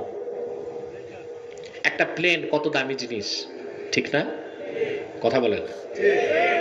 বাংলাদেশে এখন যে প্লেনগুলো কিনতেছে ড্রিম লাইনার, সর্বাধুনিক, 12 রানওয়ে থেকে এটা আকাশে উড়ে বাংলাদেশ থেকে প্লেনটা অস্ট্রেলিয়া যাবে। প্রতিটা দেশের এটিসি, এয়ার ট্রাফিক কন্ট্রোলের সাথে যোগাযোগ করে করে তাকে যেতে হয়। সেখানে অত্যাধুনিক ক্যামেরা আছে, প্রায় 300 মাইল দূরে ঝড় তুফান আছে কিনা পাইলট দেখতে পায় বসে। এত কিছুর পরও প্লেনটা যখন ঘন কুয়াশা থাকে, লো ভিজিবিলিটি থাকে, উঠতেও পারে না, নামতেও পারে না। কিন্তু কোথায় সেই সাইবেরিয়া থেকে পাখি হাজার হাজার মাইল পথ পাড়ি দিয়ে বাংলাদেশে চলে আসে, হাওর বাওর বিলে পেট ভরে মাছ খায়, আবার সে পেট ভরে গেলে দেশে ফিরে যায়। কি কুয়াশা, কি ঝড়, কি তুফান তারে বাধা দিতে পারে না। তার কাছে রাডার নাই, জিপিআরএস নাই, কোনো এটিসি নাই, ঠিক কিনা বলেন? কিন্তু সোজা সে তার দেশ থেকে বাংলাদেশ আসে, পেট উদর পূর্তি করে মনের সুখে মাছ খেয়ে আবার দেশে ফিরে যায়। পথঘাটও তো তার ভুল হয় না। তাহলে আমি বলবো বিজ্ঞান থেকে অনেক বেশি প্রযুক্তি আছে। পাটের মতো সাদা, চেহারা তো ধীরে ধীরে পশুর মতো হয়ে যাচ্ছে, মাথার চুলগুলো পাইকা তামার মতো হইয়া ঝরে পড়ে গেছে, একেবারে মাথাটা পিতলের ঘড়ির মতো সেই অন্তরে তারা আল্লাহর পরিচয় পায় না, ঠিক কিনা বলেন? লাহুম আয়ুনুল লা ইউবসিরুনা বিহা, তাদের চোখ আছে, সেই চোখে তারা সত্যকে দেখে না। তাদের কান আছে, সেই কানে তারা কোরআনের হেদায়েত শোনে না। আল্লাহ পাক বলেন তাদের জন্য রয়েছে কঠিন শাস্তি। কি রয়েছে? আল্লাহ পাক বলেন উলাইকা কাল আনআম, তারা চতুষ্পদ জানোয়ার থেকেও নিকৃষ্ট। কুকুর এবং শূকর থেকেও নিকৃষ্ট হচ্ছে নাস্তিক। কারণ একটি চতুষ্পদ জানোয়ার তার মালিকের পরিচয় খুঁজে পায়, কিন্তু নাস্তিক তার মালিক আল্লাহ রাব্বুল আলামিনের পরিচয় খুঁজে পায় না। দেখছেন, কুকুর পালেন নাকি আপনারা? পালবেন না। যারা পালে তাদের জিজ্ঞেস করবেন কি খাওয়ায় বাংলাদেশে মানুষ কুকুরকে, বিড়ালকে কি খাওয়ায়? হাড্ডি চুষতে দেয়। এই দুইটা হাড্ডি চুষে এত তো আমার হাড্ডি খাওয়ায়। কি খাওয়ায়? একটি বিড়াল রে 3 দিন দুধ খাওয়াবেন, এরপর দেখবেন সে আপনাকে প্রহরীর কাজ করবে, আপনার আগে পিছে দৌড়াবে বিড়াল, আপনার কৃতজ্ঞতা সে স্বীকার করবে, ঠিক কিনা বলেন? আপনারা দেখেছেন এখন তো পাওয়ার ট্রিলার বের হয়েছে, ট্রাক্টর বের হয়েছে, আগে বলদ দিয়ে মানুষ হাল চাষ করত। আমি দেখেছি ছোটকালে বলদ যখন চলতো, কৃষক বলতো হাট, সে হাঁটতো, বলতো থাম, থামতো। একটি বলদ তার মালিক চিনে, ঠিক কিনা? এই যে মানুষ গাভী পালে, গাভী গোয়াল গড়ে রাখে, গাভীকে কি খেতে দেন আপনারা? আতপ চালের ভাত, সোনামুগের ডাল? কথা বলেন। থাকতে দেন সবচেয়ে বিশ্রী অবস্থায়। সে কত কষ্ট করে আপনার জন্য। আপনি যখন দুধ দহন করতে যান, সবটুকুন দুধ নিয়ে আসেন, বাছুরের দুধটাও রাখেন না। পারে তো গাবি পিছনে একটা ফ্লাইং কিক দিতে, আপনার চেহারার মানচিত্র পাল্টায় যাবে মিয়া সাহেব, কিন্তু করে না। তার মধ্যে কৃতজ্ঞতা বোধ আছে, সে মনে করে এই লোকটা তো আমারে ফ্যান ভুসি তুষি কিছু একটা খাওয়ায়, নাকে স্বীকার করে না। এটা কুফরু ইনকার। কুফরু, যারা বলেন কুফর কয় প্রকার? এক, কুফরু ইনকার। এইরকম কাফের যারা, তারা নাস্তিক, সবচেয়ে নিকৃষ্ট কাফের। ওয়াল ইয়াহুদ, এই কুফরিটা ছিল আবু জাহেলের কুফরি, এই কুফরিটা ছিল ইহুদিদের কুফরি। আবু জাহেল ভালো করে জানতো মুহাম্মদ সাল্লাল্লাহু আলাইহি ওয়াসাল্লাম আল্লাহর রাসূল, কিন্তু সারাটা জীবন আল্লাহর রাসূলের বিরোধিতা করেছে, কোরআনের বিরোধিতা করেছে, কিন্তু সারা রাত আবার কোরআন শুনতো কাবার চত্বরে দাঁড়িয়ে। আল্লামা আব্দুর রাব দানাপুরি রাহমাতুল্লাহি আলাইহি আসাহুস সিয়ার কিতাবে লিখেছে, মজা পাইয়া মানুষ বাপদাদার ধর্ম ছেড়ে দিবে। তারা আইন করলো, তারা বিধান করলো, সারাদিন ঘুরে ঘুরে প্রচার করতো, কেউ রাসূলুল্লাহর কাছে যেও না কোরআন শুনতে। অথচ দেখা যায় আব্দুর রব দানাপুরি লেখেন, Abu Jahl, Utba, Shaiba, Mughira, Abul Bakhtari, Abu Sufyan, শুধু পুরুষ নয়, মহিলা বুদ্ধিজীবী যারা ছিল কুরাইশদের, আবু জাহেলের স্ত্রী হেন্দা, আবু লাহাবের স্ত্রী উম্মে জামিল, এই নর এবং নারী সারা রাত কাবার চত্বরে অপেক্ষা করত। আল্লাহ রসুল যখন কাবার চত্বরে দাঁড়িয়ে নামাজ পড়তেন, তেলাওয়াত করতেন, সারা রাত জেগে জেগে তারা রাসূলুল্লাহর নূরময় জবান থেকে কোরআনের আওয়াজ শুনে তাদের অন্তরাত্মা ঠান্ডা করে নিত। সুবহে সাদেকের আগে সব পালায় বাড়ি চলে যেত। সারা দিন কোরআন কারীমের বিরোধিতা করত, কিন্তু মহাসত্য কোরআনকে হৃদয় থেকে শুনতো। সব সময় রাসূলুল্লাহর বিরোধিতা করত, কিন্তু আল্লাহ রাসূল মুহাম্মদ সাল্লাল্লাহু আলাইহি ওয়াসাল্লাম যে আল্লাহ রাসূল, এটা আবু জাহেল মনে প্রাণে বিশ্বাস করত। বলেন সুবহানাল্লাহ। মুখে কি করত? কথা বলে না, মুখে অস্বীকার করত। সিরাতের কিতাবে এসেছে, ইহুদিদের নেতা ছিল মদিনা মুনাওয়ারাতে কাব ইবনুল আশরাফ। নাম শুনছেন? মাতনা ভাই, কি নাম? কাব ইবনুল আশরাফ। নামটা খুব সুন্দর না? মনে হয় বড় কোন আলেম সাহেব। এ ছিল ইহুদির 1 নাম্বার আলেম, বড় নেতা। নাম ছিল কাব বিন আশরাফ। সে একবার মদিনা মুনাওয়ারা থেকে আসলো মক্কা মুকাররমায়। এটা বদর যুদ্ধের আগের ঘটনা, বুঝলেন? বদরে তো আবু জাহেল শেষ, বদর যুদ্ধের আগে সে আসলো মদিনা মুনাওয়ারায় ইহুদিদের একদল প্রতিনিধি নিয়ে। কাবার চত্বরে তারা একটা পরামর্শ সভা ডাকলো। মদিনা মুনাওয়ারার ইহুদিরা ভিতর থেকে সাহায্য করবে, মক্কার কুরাইশরা বাহির থেকে হামলা করবে, যেন আল্লাহ রাসূলের দ্বীন প্রতিষ্ঠিত হতে না পারে। পরামর্শ শেষ, এখন ইহুদি নেতা কাব বিন আশরাফ আর আবু জাহেল দুইজন হাত ধরাধরি করে হাঁটতেছে, বুঝলেন? কথা বলেন, কারণ কাফেরে কাফেরে মাসতুতু ভাই, ঠিক কিনা? একজন ইহুদি নেতা আরেকজন কুরাইশ নেতা। হাঁটতে হাঁটতে দুজন, ডান পাশে আওয়াজগুলো বন্ধ করো, ডান পাশে কিছু মানুষ আছে ডিস্টার্ব করতেছে, এরা ইয়াজুজ মাজুজের কাজ করতেছে, এদের বসাও না অর্ধচন্দ্র দিয়ে বিদায় করে দাও। প্রিয় ভাই বন্ধুগণ, কষ্ট হয়ে যাচ্ছে আপনাদের? আর কিছু সময়, আর অল্প সময়, আমরা একটা বিষয়, একটি মেসেজ, একটি বার্তা মাথায় নিয়ে তো বাড়ি যাইতে হবে নাকি? দুইজন হাঁটতে হাঁটতে কাবার চত্বর থেকে দূরে সরে গেল। আবু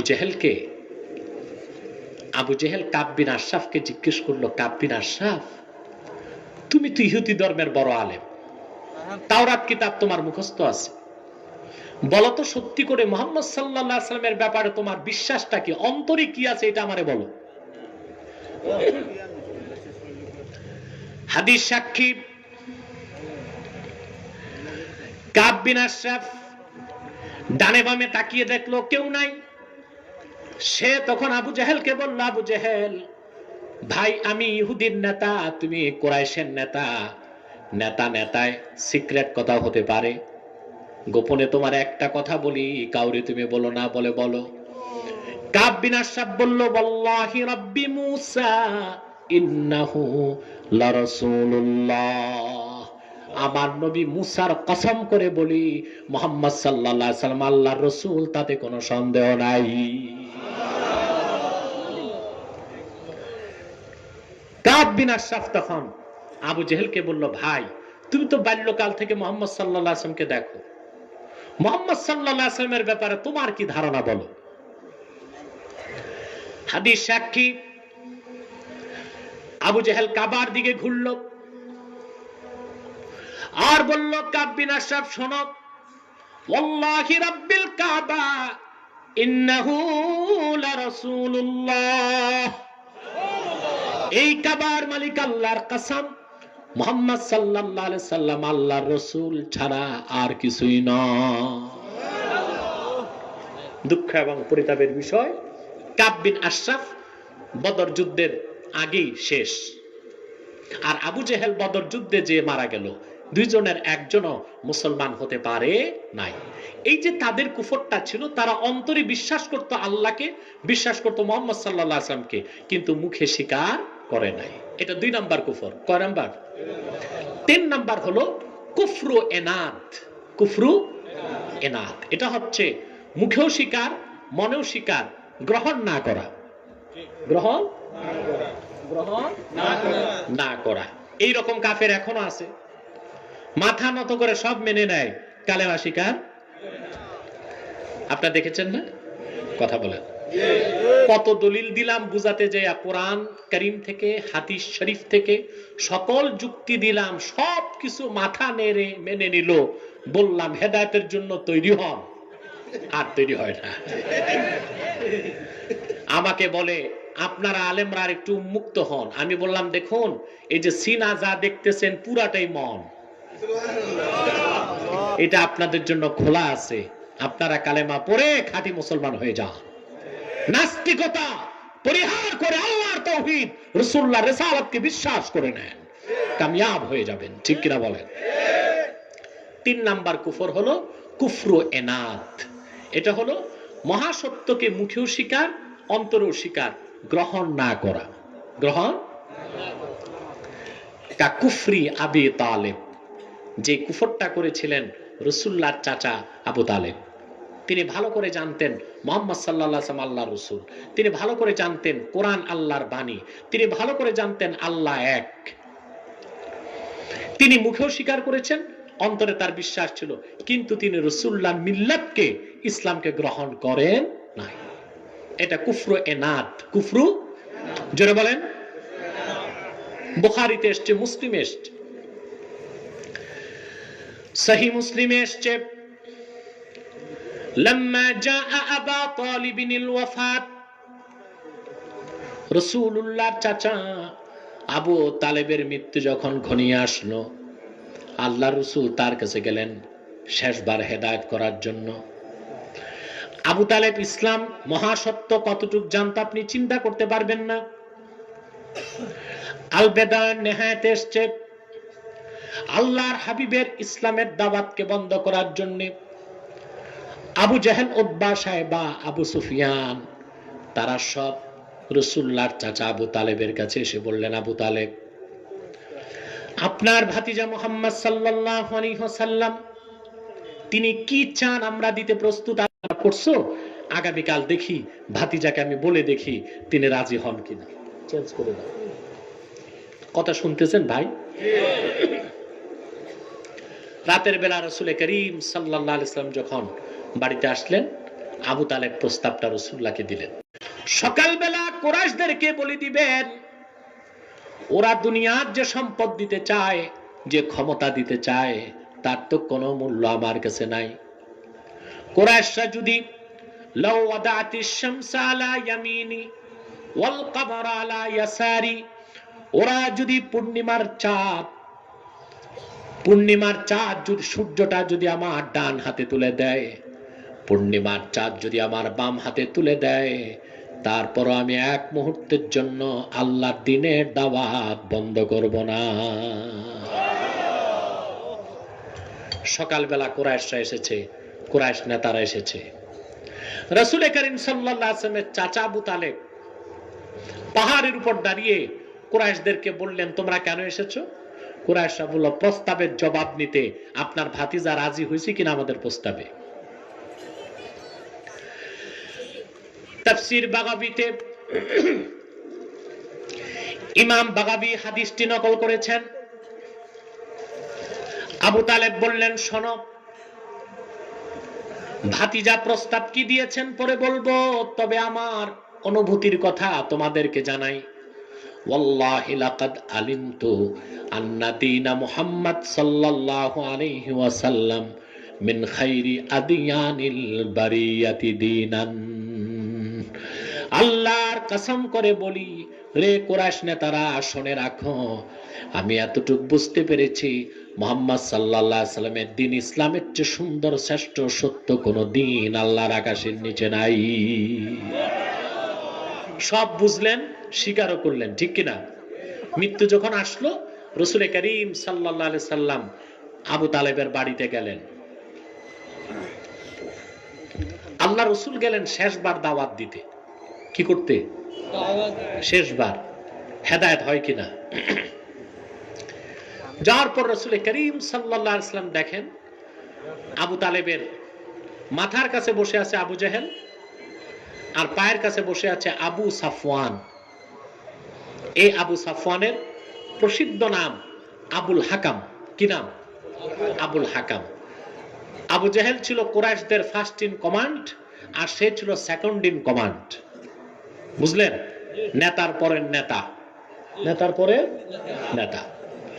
মাথার কাছে আবু জেহেল, পায়ের কাছে আবুল হাকাম। আল্লাহর হাবিব যে আবু তালেবকে বললেন, চাচা, সুদীর্ঘ 13টি বছর পার হয়ে যাচ্ছে, কালেমার দাওয়াত তোমাকে দিয়েছি, তুমি গ্রহণ করো নাই। ইসলামের মহাসত্যতা তুমি উপলব্ধি করতে পেরেছো, আমাকে সাহায্য করেছো, ইসলামের পক্ষে কাজ করেছো, কিন্তু কাল কিয়ামতের দিন আমি রাসূল তোমার কোনো উপকারে আসব না। চাচা, তোমার বিদায় বেলা একটি দাওয়াত দেই। সহিহ মুসলিমে এসেছে, কুল ইয়া আম আশহাদু আল্লা ইলাহা ইল্লাল্লাহু ওয়া আন্না মুহাম্মাদার রাসূলুল্লাহ। তুমি এই কালেমাটা একবার স্বীকার করে নাও, আশহাদু লাকা বিহা ইনদাল্লাহ, আমি রাসূল কাল কিয়ামতে এই কালেমা পুঁজি করে তোমার পক্ষে আল্লাহর কাছে সাক্ষী দিব নাজাতের জন্য। আবু তালেব চিন্তা করতেছেন, আবু তালেব চিন্তা করছেন কি করা যায়, মুসলমান হব কিনা। এমন সময় আবু জেহেল আবু তালেব উস্কানি দিল, বলল, ইয়া আবা তালেব আতারগাব আন মিল্লাতি আব্দুল মুত্তালিব, মরার আগ দিয়া তুমি তোমার বাবার ধর্মটা ছেড়ে দিবা? আবু তালেব মুসলমান হলেন না, তিনি বরং স্বীকার করলেন মৃত্যুর আগে, আনা আলা মিল্লাতে আব্দুল মুত্তালেব, আমি আব্দুল মুত্তালেবের ধর্মের উপর মৃত্যুবরণ করছি। চিন্তা করেন, আবু তালেব ইসলাম যে সত্য মুখেও স্বীকার করলেন, অন্তরে বিশ্বাস করলেন, কিন্তু তিনি মুসলমান হতে পারেন নাই। এই কুফরটার নাম কুফরু এনাদ। 4 নাম্বার কুফর হলো কুফরু নেফাক। কুফরু, এটা সবচেয়ে কাফেরদের মধ্যে সবচেয়ে কাফুরুষ হচ্ছে মুনাফিক। কাফুরুষ কে? মুনাফিক। মুনাফিক চিনেন আপনারা? কুফরু নেফাক। নেফাক কাকে বলে? নেফাক হলো যে এই শব্দটার উৎপত্তি নাফাক থেকে। নাফাক, নাফাক বলা হয় আরবিতে সুরংকে। কি বলা হয়? সুরঙের একদিক দিয়ে পানি ঢুকে আরেক দিক দিয়ে বের হয়ে যায়। মুনাফিক একদিক দিয়ে মুসলমান হয়, আরেক দিক দিয়ে কাফের হয়ে যায়। বুঝেন নাই? কেন? নেফাক হলো, মুনাফিক হলো, কুফর নেফাক হলো মনে কুফর, মুখে ইসলাম। অর্থাৎ সে বাহ্যিকভাবে তার পরিচয় দেশে মুসলিম, অন্তরে সে কাফের। অন্তরে কি? এই রকম ব্যক্তিকে বলা হয় কি? মুনাফিক। জোরে বলেন, কি বলা হয়? আল্লাহ পাক তাদের কথা কোরআন কারিমে বলেছেন, وَمِنَ النَّاسِ مَن يَقُولُ آمَنَّا بِاللَّهِ وَبِالْيَوْمِ الْآخِرِ وَمَا هُمْ بِمُؤْمِنِينَ। মানুষের মধ্যে এমন কিছু মানুষ আছে, মুখে যারা ইসলামের কথা বলে, আমরা ঈমান এনেছি আল্লাহর উপর, ঈমান এনেছি আখিরাতের উপর, রাসূলের উপর, কোরআনের উপর, আল্লাহ পাক বলেন তাদের অন্তরে ইসলাম নাই, ঈমান নাই। আমি আল্লাহ বলছি তারা মুমিন নয়, তারা মুসলমান নয়। মক্কা মদিনাতুল মুনাওয়ারায় এই মোট মুনাফিক ছিল মাত্র 370 জন। কতজন? জোরে বলেন। তাফসীর হোসাইনিতে এসেছে মাত্র মুনাফিকের সংখ্যা ছিল 370। 300 ছিল পুরুষ, 70 ছিল মহিলা। এই 370 মুনাফিকের পরিচয় দিতে যে আল্লাহ পাক কোরআন কারিমে 36টি আয়াত নাজিল করেছেন। কতটি? এবং মুনাফিকুন নামে একটি সূরাও নাজিল করেছেন। তার কারণ আল্লাহ জানেন উম্মতে মুহাম্মাদীর সবচেয়ে বেশি ক্ষতি করার চেষ্টা করবে মুনাফিকগণ যুগে যুগে কিয়ামত পর্যন্ত। সব জায়গায় মুনাফিক বড় একটা সমস্যা, ঠিক কিনা বলেন? মৌলবীদের মধ্যে মুনাফিক আছে, রাজনীতিবিদদের মধ্যে মুনাফিক আছে, পীরদের মধ্যে মুনাফিক আছে, ঠিক কিনা বলেন? সমাজপতিদের মধ্যে মুনাফিক আছে, যাদের বাইরে ইসলাম ভিতরে ইসলাম নাই। ওই যে এক কথায় বাইরে ফিটফাট,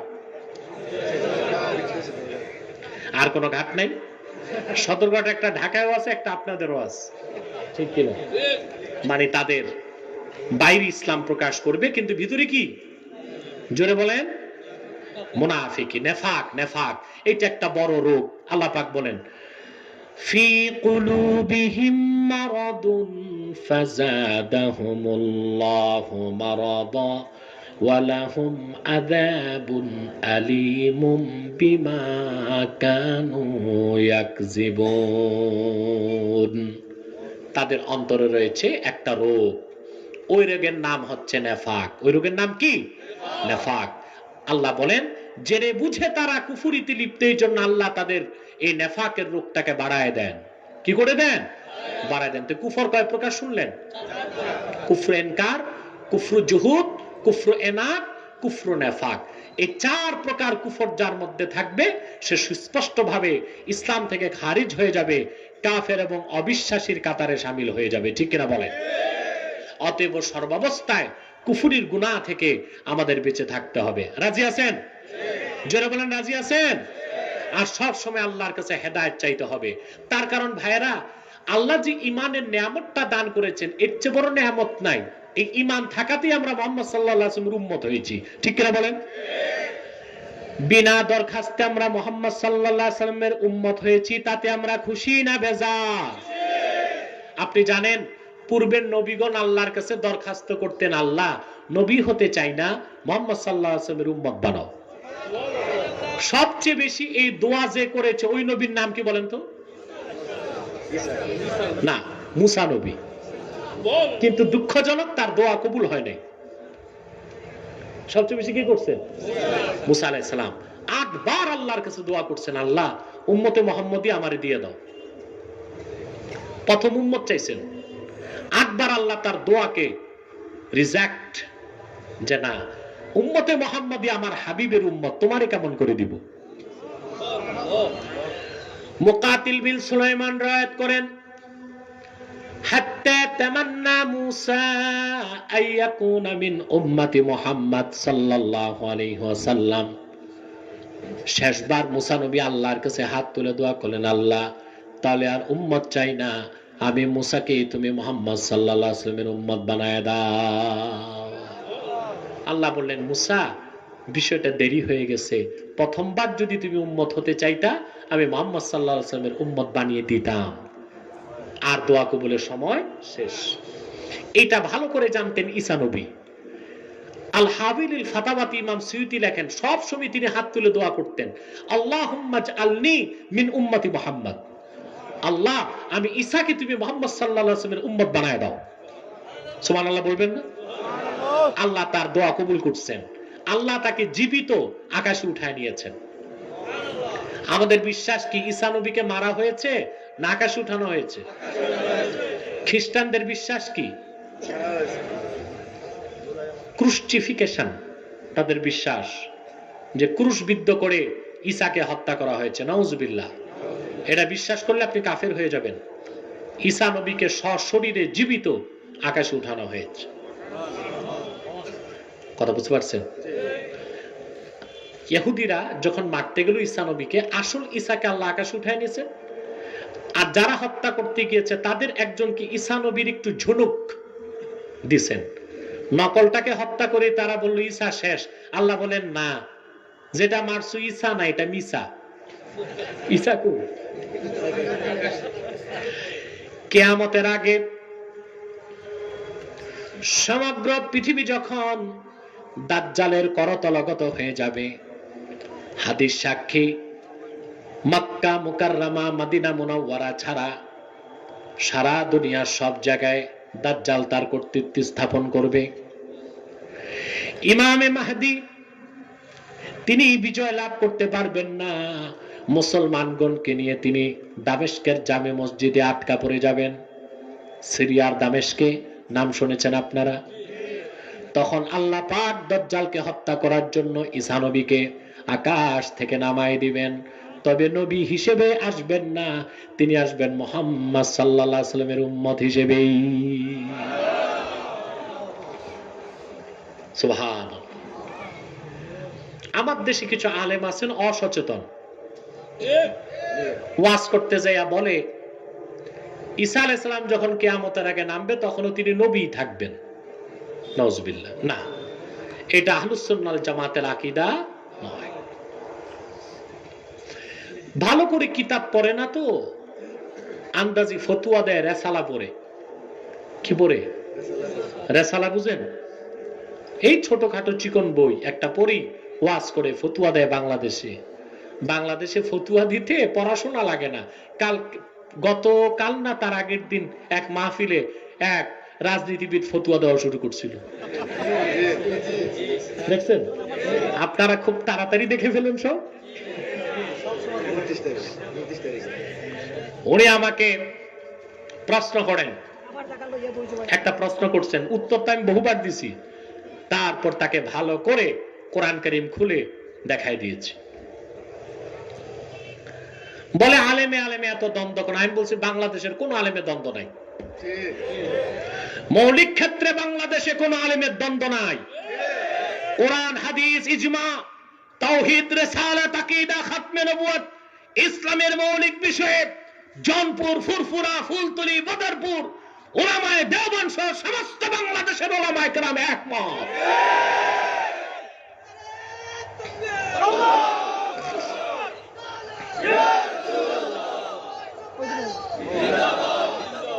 ছোটখাটো বিষয়ে দ্বন্দ্ব তো থাকতেই পারে।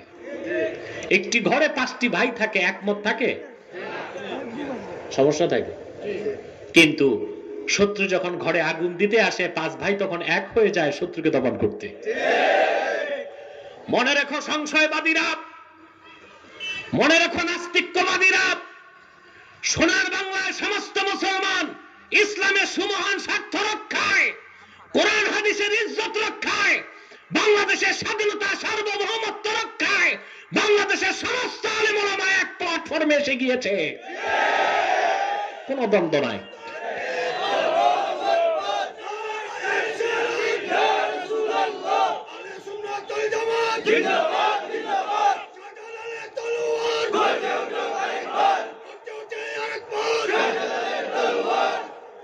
আমার ভাইরা, সেজন্য বলি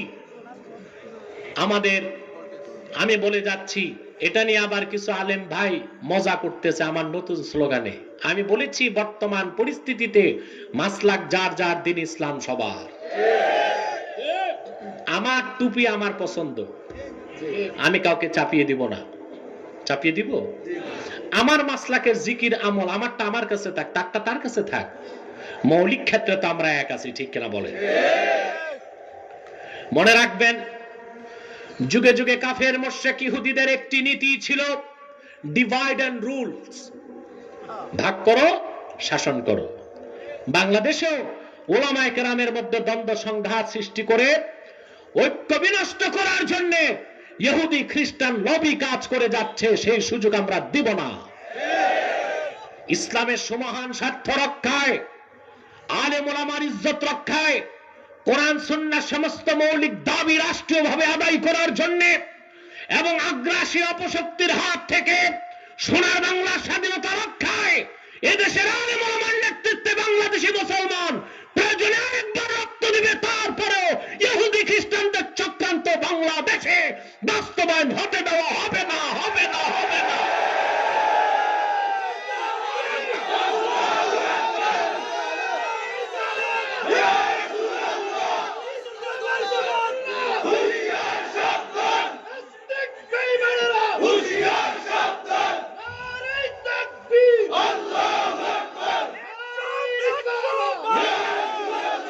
আমার ভাইরা, বাংলাদেশ উন্নতির দিকে এগুচ্ছে, এতে অনেকের চোখে শুল বেসে গেছে। করোনার মধ্যেও বাংলাদেশের মানুষের জিডিপি বার্ষিক আয় $1800 পার হয়ে গেছে। এটা আমি বলেছি, এটা সরকারের কৃতিত্ব নয়, এটা আল্লাহর কোরআনের বরকত, ঠিক কিনা? ওই যে কোরআনের আলোচনা হয়, হক্কানি দরবারগুলোতে জিকির ফিকির হয়, মিলাদ কিয়াম হয়, দরুদ সালাম হয়। এদেশে এত আজান আরবের বাইরে বিশ্বের কোথাও হয় না।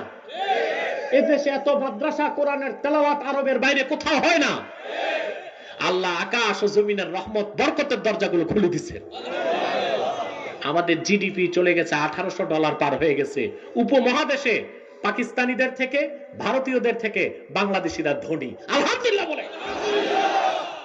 বাংলাদেশ উন্নতি করছে, ঠিক কিনা?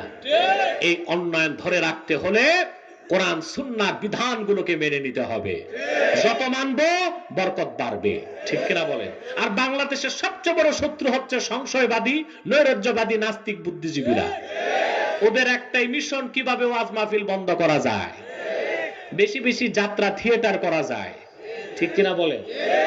তারপরে চ্যানেলগুলোতে একের পর এক তারা ইসলাম বিরোধী বিষ বাষ্প ছড়াচ্ছে। কিন্তু ইনশাআল্লাহ 1000 চ্যানেল একদিক আর কোরআন সুন্নাহ পন্থীদের চ্যানেল একদিক, সেটাই বিজয় লাভ করবে। আপনারা অবাক হবেন, 3টি লাইভ শো আমার হয়েছে। বাংলাদেশের ইতিহাসে কোনো লাইভ শো এতটা আলোচিত হয়নি, আলহামদুলিল্লাহ বলেন। অথচ আমাদের কাছে স্যাটেলাইট চ্যানেল নাই, ঠিক কিনা?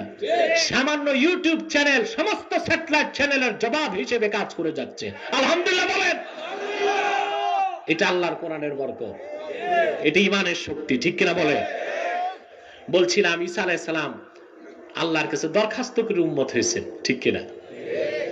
দামেস্কের জামে মসজিদে ইমাম মাহদি ভিতরে থাকবেন, মুসল্লিরা দাঁড়ায় থাকবে, নামাজ পড়বে, আসর নামাজ। কিতাব থেকে যতটুকু দেখেছি শুক্রবার দিন থাকবে। কোন দিন? দামেস্কের জামে মসজিদে আসর নামাজের আজান হয়ে যাবে, কিছুক্ষণ পরে কামত হয়ে যাবে। লোকজন ইমাম মাহদিকে বলবেন যান নামাজ পড়ান, তিনি বলবেন না, আমি সংবাদ পেয়েছি আমার ভাই মরিয়ম তো নয়, ঈসা রুহুল্লাহ আকাশ থেকে নেমেছেন, তিনি আসলেই জামাত হবে। মুসল্লিরা বেরিয়ে যাবে বাইরে, তাকায় দেখবে দামেস্কের জামে মসজিদের পশ্চিম পাশের মিনারা দিয়ে হযরত ঈসা নামতেছেন। আর কেউ বলেছেন পূর্ব পাশের মিনারা দিয়ে নামতেছেন। তিনি ভিতরে ঢুকবেন, ইমাম মাহদি দাঁড়িয়ে থাকবেন মেহরাবে। কোথায়? আমাদের হানাফিদের শ্রেষ্ঠ আকীদার কিতাব শারহু ফিকহিল আকবার নাম শুনেছেন না? দারুন নাফায়েস, লেবানন বৈরুতের ছাপ। যতটুকু আমার মনে পড়ে 229 পৃষ্ঠায় এবারত আছে, হযরত ইমাম মাহদি ঈসা আলাইহিস সালামকে বলবেন, ফায়ুশিরুল মাহদি ইলা ঈসা ইবনে মারইয়াম বিত্তাকাদ্দুম। হযরত ইমাম মাহদি ঈসা রুহুল্লাহকে বলবে, হুজুর আজান শেষ, একামত শেষ, আপনি নামাজ পড়ান। কিন্তু মরিয়ম তো নয়। হযরত ঈসা রুহুল্লাহ স্বীকার করে বলবেন, না, বর্তমান উম্মতের ইমাম আপনি মাহদি, আপনি নামাজ পড়াবেন, আমি আপনার পিছনে নামাজ পড়ব। কেন তিনি নামাজ পড়াবেন না, পড়বেন? শারহু ফিকহিল আকবারে তার জবাব এসেছে, ফায়াক্তাদি বিহি লিয়াজহারা মুতাবিআতা নাবিয়িনা মুহাম্মদ সাল্লাল্লাহু আলাইহি ওয়াসাল্লাম। একটি কথার প্রমাণ দিতেই তিনি ইমাম হবেন না, মাহদির পিছনে নামাজ পড়বেন, তা হলো তিনি এর মাধ্যমে প্রকাশ করবেন, আমি ঈসা নবী হয়ে আসি নাই, মুহাম্মদ সাল্লাল্লাহু আলাইহি ওয়াসাল্লামের উম্মত হয়ে এসেছি। সেজন্যই বলি ভাইরা, হযরত মুসা দরখাস্ত করেও তো নবী হতে পারেন নাই। মরিয়ম তো নয়, ঈসা দরখাস্ত করে নবী হয়েছেন। আর আমি আপনি বিনা দরখাস্তেই উম্মতে মুহাম্মদী হয়ে গিয়েছি। যদি উম্মত থাকতে চান, জীবনে কোনোদিন কুফর করবেন